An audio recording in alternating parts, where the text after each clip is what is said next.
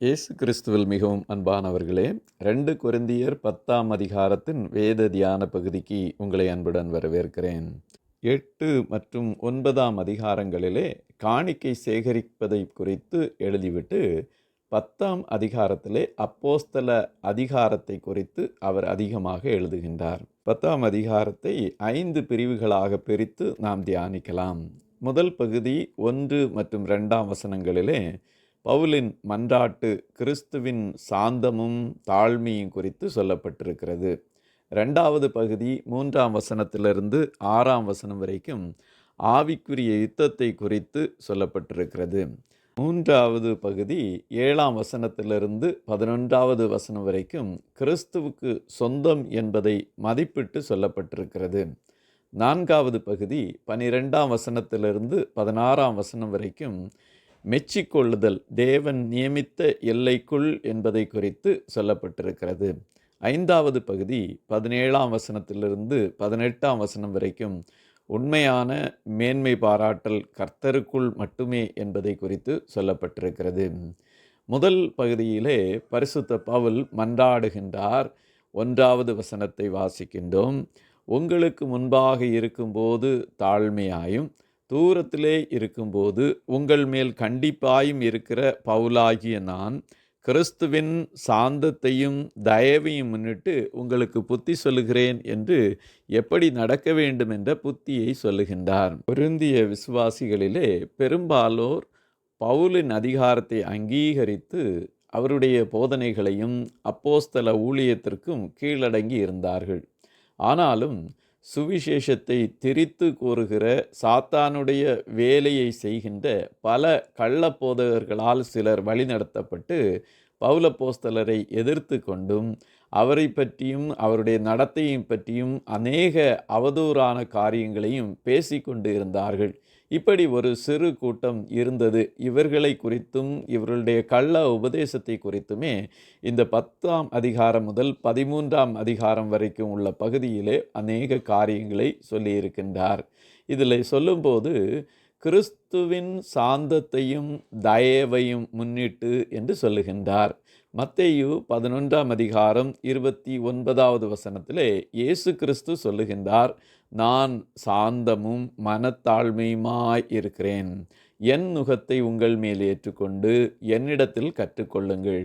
அப்பொழுது உங்கள் ஆத்துமாக்களுக்கு இளைப்பாறுதல் கிடைக்கும். இயேசு கிறிஸ்துவின் சாந்தத்தையும் மனத்தாழ்மையையும் நாம் ஏற்றுக்கொள்ள வேண்டும் என்பதை கிறிஸ்து நமக்கு கற்றுத்தருகின்றார். அப்படியே நாம் ஏற்றுக்கொள்வோமாக. 2வது பகுதியாய் இது ஒரு ஆவிக்குரிய யுத்தம். 10ஆம் அதிகாரத்தின் 4வது வசனத்திலே எங்களுடைய போராயுதங்கள் மாம்சத்துக்கேற்றவைகளாயிராமல் அரண்களை நிர்மூலமாக்குவதற்கு தேவ பலமுள்ளதாய் இருக்கிறது.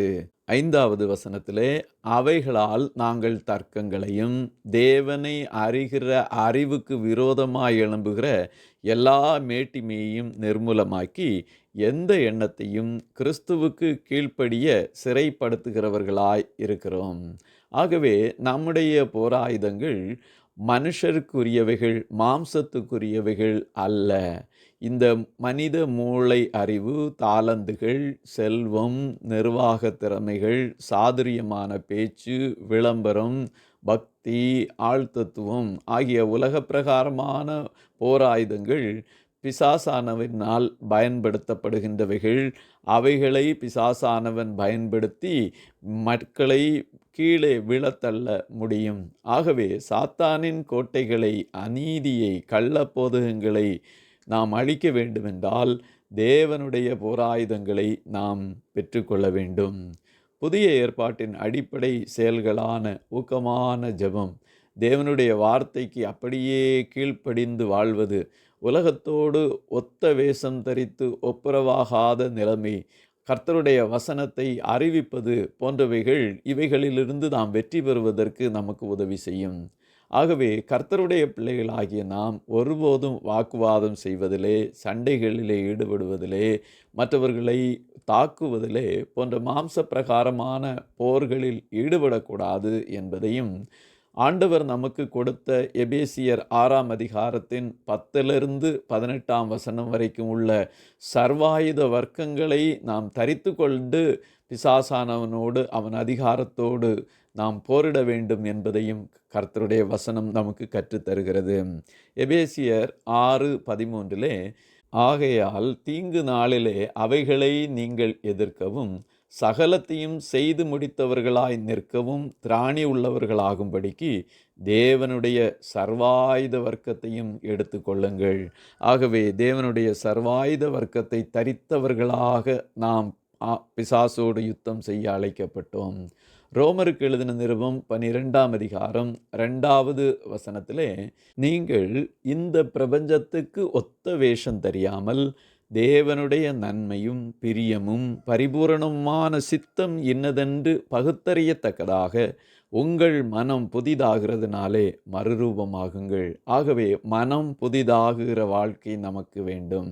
இரண்டாவதாக, தேவனை அறிகிற அறிவுக்கு விரோதமாய் எழும்புகிற எல்லா மேட்டிமையையும் நிர்மூலமாக்கி எந்த எண்ணத்தையும் கிறிஸ்துவுக்கு கீழ்ப்படிய சிறைப்படுத்துகிறவர்களாயிருக்கிறோம் என்ற வசனத்தின்படி நம்முடைய சிந்தைகளை எண்ணங்களை நாம் அடக்கி ஆள கற்றுக்கொள்ள வேண்டும். பிலிப்பியருக்கு எழுதின நிருபம் 4ஆம் அதிகாரம் 8வது வசனத்திலே இதை நமக்கு ரொம்ப தெளிவாக பரிசுத்த ஆவியானவர் சொல்லி தந்திருக்கின்றார். கடைசியாக சகோதரரே, உண்மை உள்ளவைகள் எவைகளோ, ஒழுக்கம் உள்ளவைகள் எவைகளோ, நீதி உள்ளவைகள் எவைகளோ, கற்புள்ளவைகள் எவைகளோ, அன்புள்ளவைகள் எவைகளோ, நற்கீர்த்தி உள்ளவைகள் எவைகளோ, புண்ணியம் எதுவோ, புகழ் எதுவோ அவைகளையே சிந்தித்து கொண்டிருங்கள். ஆகவே இப்படிப்பட்ட சிந்தையாய் நாம் வாழ அழைக்கப்பட்டோம். அப்படி என்றால் ஒவ்வொரு எண்ணத்தையும் நாம் நம்முடைய ஆதீனத்திற்குள்ளாக வைத்து கொள்ள முடியும். நம்முடைய மனம் ஒரு போர்க்களம் போன்றது. பல்வேறு விதமான சிந்தனைகள் ஒரே நேரத்திலே நம்மிடமிருந்து வரும். அது சத்துருவனிடமிருந்தும் நேரடியாக பல சிந்தனைகள் நமக்குள்ளாய் வரும்போது சாத்தானோடு உள்ள அந்த போராட்டத்திலே நாம் வெற்றி பெற வேண்டும். நம்முடைய மனதை பூமிக்குரிய காரியங்களை காட்டிலும் கிறிஸ்துவுக்குரிய மேலான காரியங்களை குறித்து யோசிப்பதற்கு, திட்டமிடுவதற்கு நாம் ஆயத்தப்படுத்த வேண்டும். நம்முடைய கண்கள், காதுகள், செவிகள் இப்படியாய் நம்முடைய ஐம்புலன்கள் மூலமாக அநேக உலகத்திற்குரிய இச்சைகளை நடப்பிக்கிற பொல்லாங்கான காரியங்கள் நமக்குள்ளாய் வரும்போது அதை நாம் நம்முடைய ஆதீனத்திற்குள்ளாய் கிறிஸ்துவின் வார்த்தைகளுக்குள்ளாய் நாம் அடக்கி ஆள கற்றுக்கொள்ள வேண்டும் என்பதை புரிந்து கொள்வோமாக. மூன்றாவதாக, நாம் முழுவதுமாய் கிறிஸ்துவுக்கு சொந்தமானவர்கள். வெளி தோற்றத்தின்படி பார்க்கிறபடி அல்ல, நாம் கிறிஸ்துவுக்கானவர்கள் என்பதையே வேதம் கற்றுத்தருகிறது. 10ஆம் அதிகாரம் 8வது வசனத்திலே, மேலும் உங்களை நிர்மூலமாக்குகிறதற்கல்ல, உங்களை ஊன்ற கட்டுகிறதற்கு கர்த்தர் எங்களுக்கு கொடுத்த அதிகாரத்தை குறித்து நான் இன்னும் சற்றே அதிகமாய் மேன்மை பாராட்டினாலும் நான் வெட்கப்படுவதில்லை. ஆண்டவராகிய கர்த்தர் யாரையும் அழிக்கிறதற்கான அதிகாரத்தை ஒரு மனிதனுக்கும் கொடுக்கவில்லை. மற்றவர்களை கட்டி எழுப்புவதற்கான அதிகாரத்தையே தந்திருக்கிறார். இதைத்தான் 2 கொரிந்தியர் 13ஆம் அதிகாரம் 10வது வசனத்திலே, ஆனதால் இடித்து போடவல்ல, ஊன்ற கட்டவே கர்த்தர் எனக்கு கொடுத்த அதிகாரத்தின்படி நான் உங்களிடத்தில் வந்திருக்கும்போது என்று எழுதுகின்றார். ஆகவே மற்றவர்களை கட்டி எழுப்புகின்ற பணிகளை நாம் செய்வோமாக. 4வது பகுதியாக மெச்சிக்கொள்ளுதலை குறித்து சொல்லப்பட்டிருக்கிறது. 10ஆம் அதிகாரம் 16வது வசனத்திலே, ஆகிலும் உங்கள் விசுவாசம் விருத்தியாகும் போது மற்றவர்களுடைய எல்கைகளுக்குள்ளே செய்யப்பட்டவைகளை நாங்கள் செய்ததாக மேன்மை பாராட்டாமல் உங்களுக்கு அப்புறமான இடங்களில் சுவிசேஷத்தை பிரசங்கித்தக்கதாக எங்கள் அளவின்படி உங்களால் மிகவும் பெருகி விருத்தி அடைவோம் என்று நம்பிக்கையாயிருக்கிறோம். ஆண்டவருடைய சுவிசேஷத்தை நாங்கள் செய்த இடத்திலே செய்யாதபடி அதுக்கு அடுத்த பகுதிகளிலே எந்த இடத்திலே அறிவிக்கப்படவில்லையோ அந்த இடத்திலே அறிவிக்கிற பகுதிக்கு நாங்கள் கடந்து செல்கின்றோம். இதை குறித்தே நாங்கள் மெச்சிக்கொள்ளுகிறோம் என்பதை தெளிவுபடுத்துகின்றார். ரோமருக்கு எழுதின நிருபம் 15ஆம் அதிகாரம் 19 முதல் 21 வரை நாம் வாசிக்கும்போது இப்படி எருசலேம் துவக்கி சுற்றிலும் இல்லிருக்கம் தேசம் வரைக்கும் கிறிஸ்துவின் சுவிசேஷத்தை பூரணமாக பிரசங்கித்திருக்கிறேன். 21வது வசனத்திலே, நான் மற்றொருவனுடைய அஸ்திபாரத்தின் மேல் கட்டாதபடிக்கு கிறிஸ்துவனுடைய நாமம் சொல்லப்பட்டிராத இடங்களில் சுவிசேஷத்தை அறிவிக்கும்படி நாடுகிறேன் என்று எழுதப்பட்டிருக்கிறது. ஆண்டவருடைய சுவிசேஷத்தை தன்னால் இயன்ற மட்டும் அறியப்படாத மக்கள் மத்தியிலே செய்கின்ற பணியை பரிசுத்த பவுல் அப்போஸ்தலர் செய்தார். நாமும் நம்முடைய வாழ்க்கையிலே இன்றைக்கு அறியப்படாத மக்கள் மத்தியிலே செய்யப்பட்டு வருகின்ற ஊழியங்களை ஜெபித்து தாங்குவது மட்டுமல்ல, நாமும் அப்படியாய் கிறிஸ்துவை பற்றி அறியாதவர்களுக்கு ஒவ்வொரு நாளும் சுவிசேஷத்தை அறிவிக்கிறதற்கும் நம்மால் இயன்ற உதவிகளை, முயற்சிகளை நாம் எடுத்து செய்து கொண்டே இருக்க வேண்டும். 5வது பகுதியாக, சரியான மேன்மை பாராட்டல் எது? ஆண்டவராகிய கர்த்தரில் நாம் மேன்மை பாராட்டுவதே சரியான மேன்மை பாராட்டல். 10ஆம் அதிகாரம் 17வது வசனத்தை வாசிக்கிறேன். மேன்மை பாராட்டுகிறவன் கர்த்தரை குறித்தே மேன்மை பாராட்ட கடவன். நாம் இந்த உலகத்திலே நம்முடைய அறிவு, அழகு, அந்தஸ்து, பலம், செல்வாக்கு இவைகளை குறித்து மேன்மை பாராட்டுகிறோமா? அல்லது நான் இப்படிப்பட்ட ஊழியங்களை, பணிகளை செய்கிறேன், என் குடும்பம் இவ்வளவு பெரிய குடும்பம், பெயர் பெற்ற குடும்பம் என்று மேன்மை பாராட்டுகிறோமா? அல்லது புகழுகிறோமா? அல்லது மற்றவர்கள் புகழ வேண்டும் என்று எதிர்பார்க்கிறோமா? நாம் நம்மை சோதித்தறிய அழைக்கப்பட்டோம். நாம் எப்படி மேன்மை பாராட்ட வேண்டும் என்பதை குறித்து எரேமியா தீர்க்கதரிசி 9ஆம் அதிகாரம் 23, 24 வசனங்களிலே சொல்லுகின்றார். ஞானி தன் ஞானத்தை குறித்து மேன்மை பாராட்ட வேண்டாம். பராக்கிரமன் தன் பராக்கிரமத்தை குறித்து மேன்மை பாராட்ட வேண்டாம். ஐஸ்வர்யவான் தன் ஐஸ்வர்யத்தை குறித்து மேன்மை பாராட்ட வேண்டாம்.